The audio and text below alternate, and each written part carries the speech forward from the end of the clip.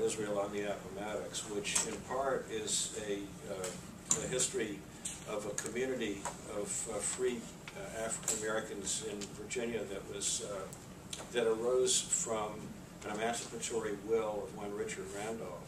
But in fact, the book is really a consideration of free black life in Prince Edward County, Virginia in general, and of the relations of free blacks with whites. Now, I'm not going to try to synopsize the book, which will put it at a disadvantage those of you who aren't familiar with it, but I am going to start out doing what my title in fact promises, and that is to talk about what reviewers should have criticized about this book, but didn't.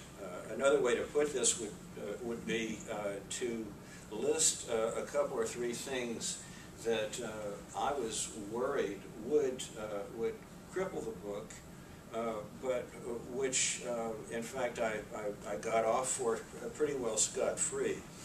Things that I worried about and tried to take into account as I wrote, with one degree or another of success. And in fact, I have quite a long list of things that I thought I might screw up in writing this book, but I'm only going to share two with you today because our time is limited. The first is that I expected reviewers, or I feared writing a book of which reviewers would say that I had overstated the friendliness of relations between free Afro-Virginians and white Virginians before the Civil War. So concerned was I about this that with each chapter in the book, I employed the search function of my word processor to identify for me any occurrence of the word friend or any of its derivatives, or the word cordial or any of its derivatives.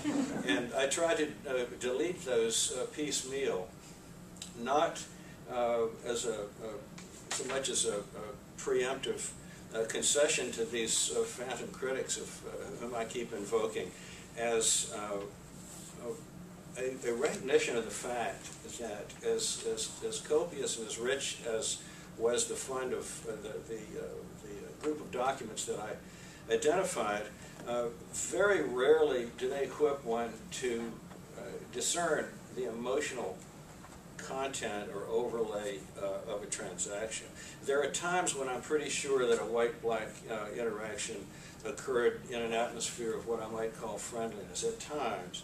At other times it's clear to me that the transaction, although perhaps complex, is taking place at arm's length, and that the white party to it is somebody who basically holds free blacks in contempt. And then there's a vast middle ground in which I just can't tell who's a friend and who's not. My overarching point here was that different whites behaved different ways and thought in different ways about free blacks. And even the same white person could behave differently from one transaction to the next. Or to put it more globally, that whites tended to think about free blacks on two levels.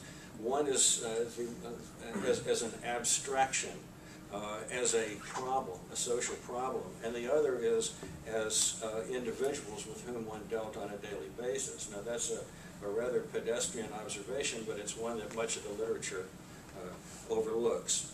So thanks to the word processor, I got off the hook for that one pretty effectively. The second concern I had, and the last one that I'm going to talk about before I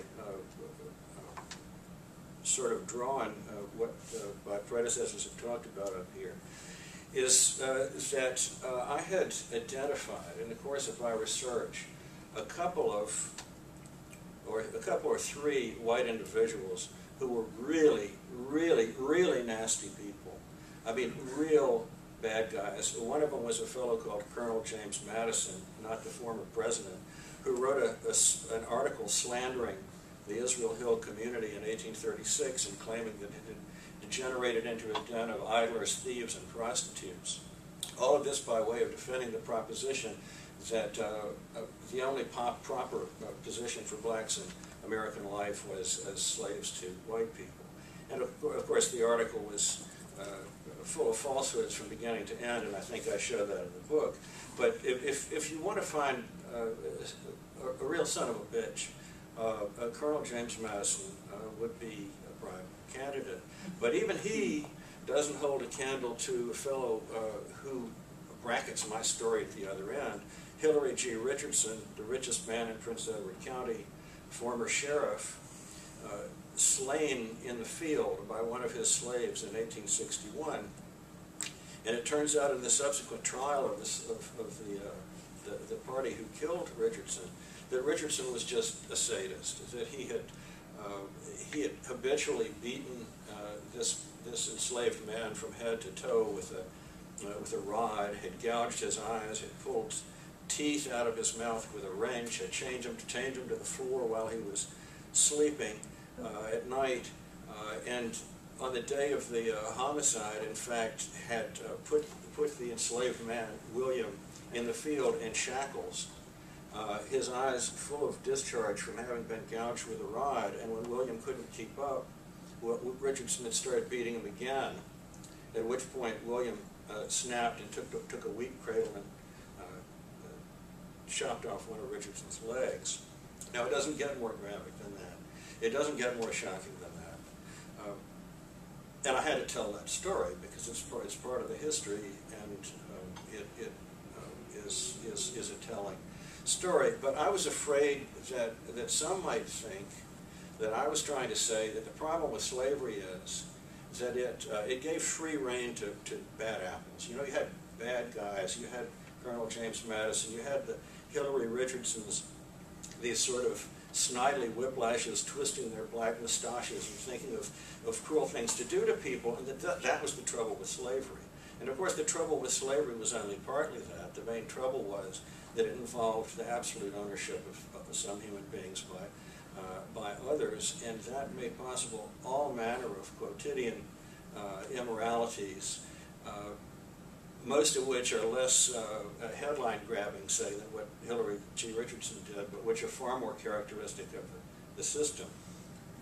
That is, before we get to the fact that Richardson had behaved this way throughout his life, and nobody had ever called him on it. Everybody in the community knew he was a barbaric master, and nobody had ever tried to stop him.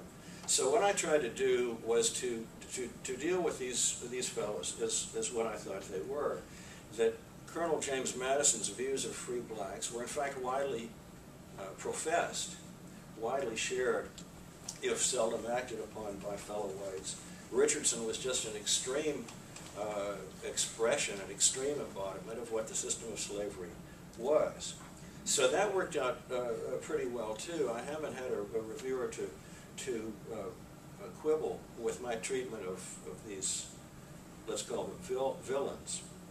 But I want to talk now about things that certain observers have criticized that I did not anticipate. The first is the suggestion by a couple of reviewers whom I respect a great deal that the relative success of the Israel Hill community and of more than a few free blacks came about because of the protection of paternalistic whites. I don't really understand this. The Israel Hill Afro-Americans were freed by the Randolph family. The Randolph family gave them plots of 25 to 50 acres of land.